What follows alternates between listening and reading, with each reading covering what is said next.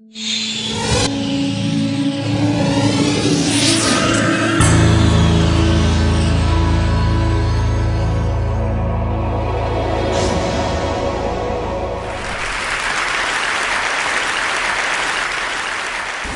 do you explain when things don't go as we assume? Or better, how do you explain when others are able to achieve things that seem to defy all of the assumptions? For example, why is Apple so innovative? Year after year after year after year, they're more innovative than all their competition.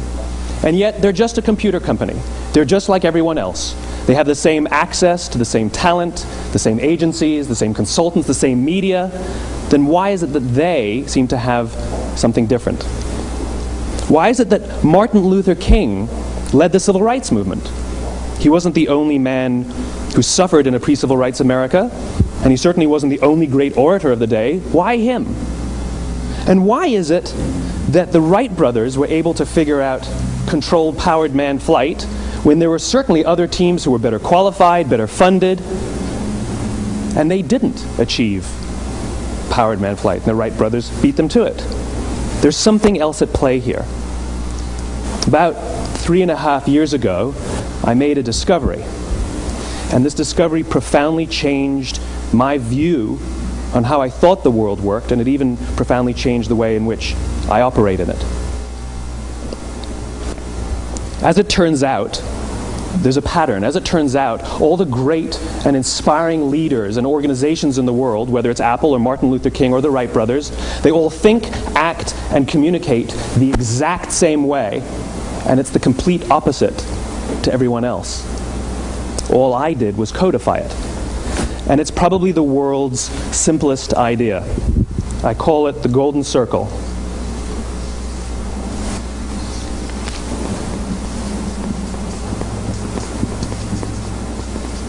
Why, how, what? This little idea explains why some organizations and some leaders are able to inspire where others aren't. Let me define the terms really quickly. Every single person, every single organization on the planet knows what they do, 100%. Some know how they do it, whether you call it your differentiating value proposition or your proprietary process or your USP. But very, very few people or organizations know why they do what they do. And by why, I don't mean to make a profit. That's a result. It's always a result. By why, I mean what's your purpose? What's your cause? What's your belief? Why does your organization exist? Why do you get out of bed in the morning? And why should anyone care? Well, as a result, the way we think, the way we act, the way we communicate is from the outside in. It's obvious. We go from the clearest thing to the fuzziest thing. But the inspired leaders and the inspired organizations, regardless of their size, regardless of their industry, all think, act, and communicate from the inside out. Let me give you an example. I use Apple because they're easy to understand and everybody gets it. If Apple were like everyone else, a marketing message from them might sound like this: we make great computers. They're beautifully designed, simple to use, and user-friendly. Want to buy one? Meh. And that's how most of us communicate. That's how most marketing is done, that's how most sales is done, and that's how most of us communicate interpersonally. We say what we do, we say how we're different or how we're better, and we expect some sort of behavior, a purchase, a vote, something like that. Here's our new law firm. We have the best lawyers with the biggest clients. We have, we always perform for our clients, do business with us. Here's our new car. It gets great gas mileage. It has, leather seats. Buy our car. But it's uninspiring. Here's how Apple actually communicates. Everything we do, we believe in challenging the status quo. We believe in thinking differently. The way we challenge the status quo is by making our products beautifully designed, simple to use, and user-friendly. We just happen to make great computers. Want to buy one? Totally different, right? You ready to buy a computer from me? All I did was reverse the order of the information. What it proves to us is that people don't buy what you do, people buy why you do it. People don't buy what you do, they buy why you do it. This explains why every single person in this room is perfectly comfortable buying a computer from Apple. But we're also perfectly comfortable buying an MP3 player from Apple, or a phone from Apple, or a DVR from Apple. But as I said before, Apple's just a computer company. There's nothing that distinguishes them structurally from any of their competitors. Their competitors are all equally qualified to make all of these products. In fact, they tried. A few years ago, Gateway came out with flat-screen TVs. They're eminently qualified to make flat-screen TVs. They've been making flat-screen monitors for years. Nobody bought one. And Dell came out with MP3 players and PDAs. And they make great quality products, and they can make perfectly well-designed products, and nobody bought one. In fact, talking about it now, we can't even imagine buying an MP3 player from Dell. Why would you buy an MP3 player from a computer company? But we do it every day. People don't buy what you do, they buy why you do it. The goal is not to do business with everybody who needs what you have. The goal is to do business with people who believe what you believe. Here's the best part. None of what I'm telling you is my opinion. It's all grounded in the tenets of biology, not psychology, biology. If you look at a cross-section of the human brain, looking from the top down, what you see is the human brain is actually broken into three major components that correlate perfectly with the golden circle. Our newest brain, our Homo sapien brain, our neocortex, corresponds with the what level. The neocortex is responsible for all of our rational and analytical thought and language. The middle two sections make up our limbic brains, and our limbic brains are responsible for all of our feelings, like trust and loyalty. It's also responsible for all human behavior, all decision-making, and it has no capacity for language. In other words, when we communicate from the outside in, yes, people can understand vast amounts of complicated information like features and benefits and facts and figures. It just doesn't drive behavior. When we communicate from the inside out, we're talking directly to the part of the brain that controls behavior, and then we allow people to rationalize it with the tangible things we say and do. This is where gut decisions come from. You know, sometimes you can give somebody all the facts and your figures, and they say, I know what all the facts and details say, but it just doesn't feel right. Why would we use that verb? It doesn't feel right. Because the part of the brain that controls decision-making doesn't control language. And the best we can muster up is, I don't know, it just doesn't feel right.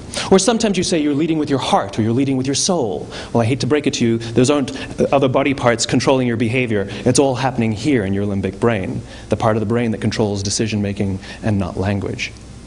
But if you don't know why you do what you do, and people respond to why you do what you do, then how will you ever get people to vote for you or buy something from you, or more importantly, be loyal and want to be a part of what it is that you do? Again, the goal is not just to sell people who need what you have. The goal is to sell to people who believe what you believe.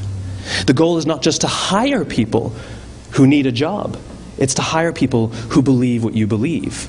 I always say that, you know, there's if you hire people just because they can do a job, they'll work for your money. But if you hire people who believe what you believe, they work for you with blood and sweat and tears.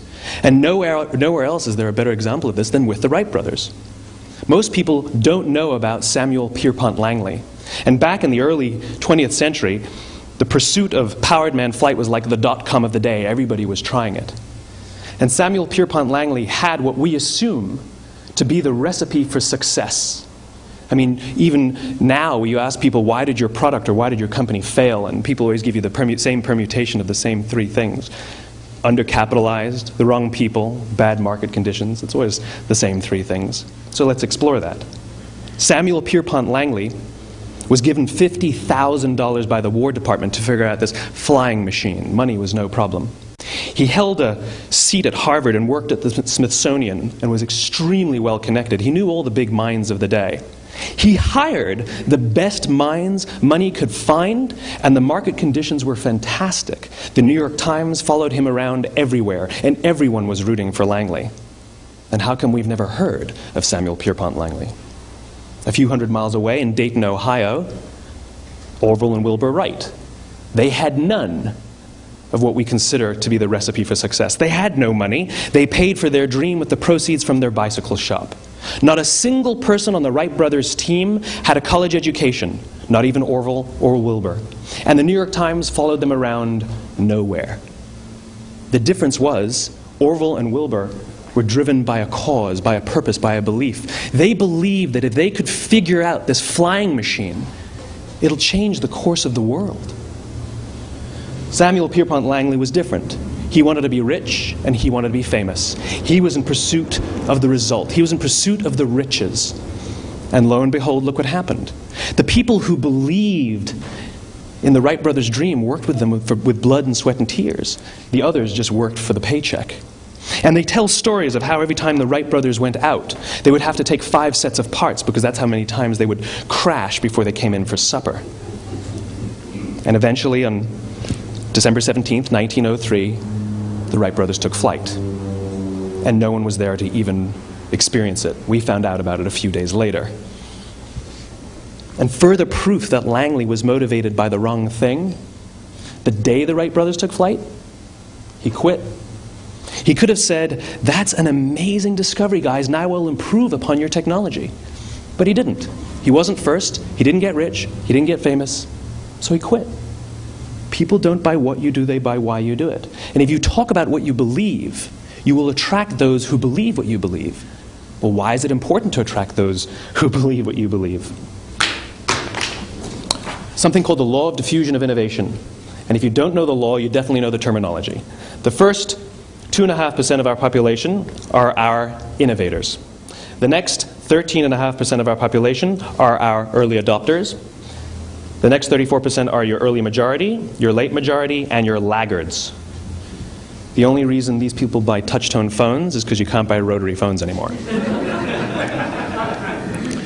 We all sit at various places at various times on the scale, but what the law of diffusion of innovation tells us is that if you want mass market success or mass market acceptance of an idea, you cannot have it until you achieve this tipping point between 15 and 18% market penetration, and then the system tips.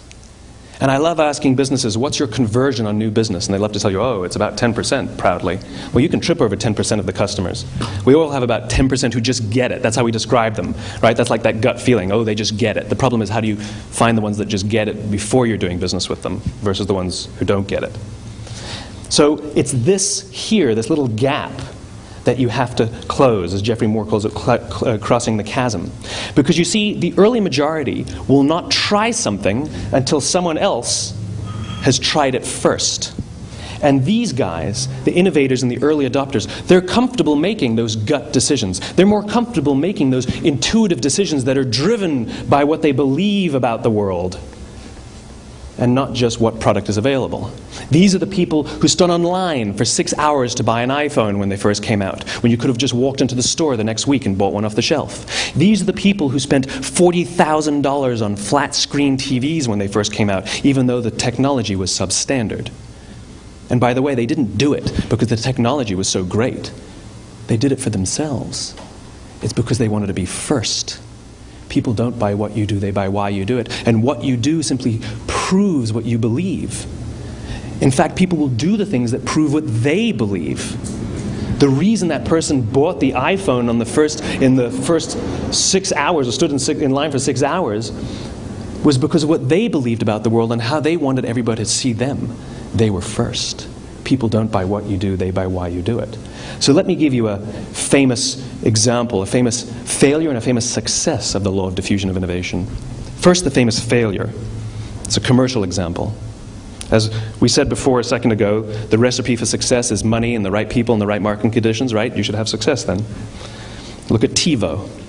From the time TiVo came out about 8 or 9 years ago to this current day, they are the single highest quality product on the market. Hands down, there is no dispute.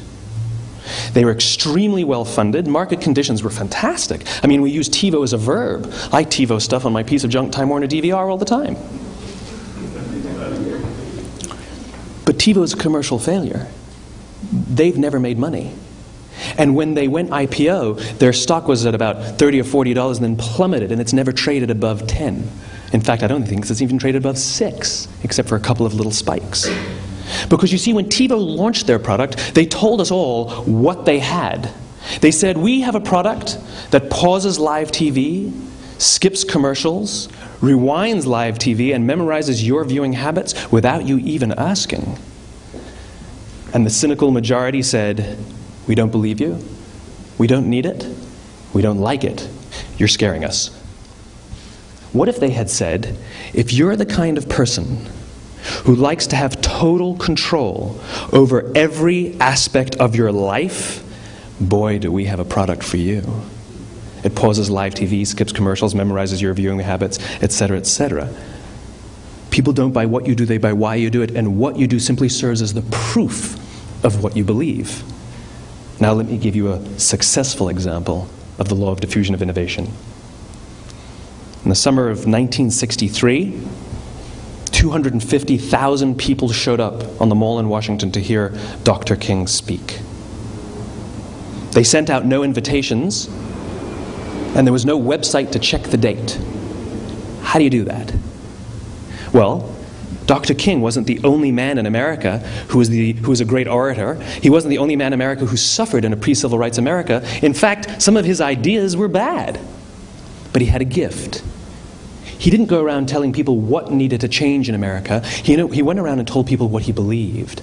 I believe, I believe, I believe, he told people. And people who believed what he believed took his cause and they made it their own, and they told people. And some of those people created structures to get the word out to even more people. And lo and behold, 250,000 people showed up on the right day, on the right time to hear him speak. How many of them showed up for him? 0. They showed up for themselves.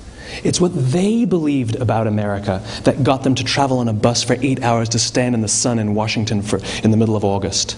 It's what they believed, and it wasn't about black versus white. 25% of the audience was white. Dr. King believed that there are two types of laws in this world, those that are made by a higher authority and those that are made by man. And not until all the laws that are made by man are consistent with the laws that are made by the higher authority will we live in a just world. It just so happens that the civil rights movement was the perfect thing to help him bring his cause to life.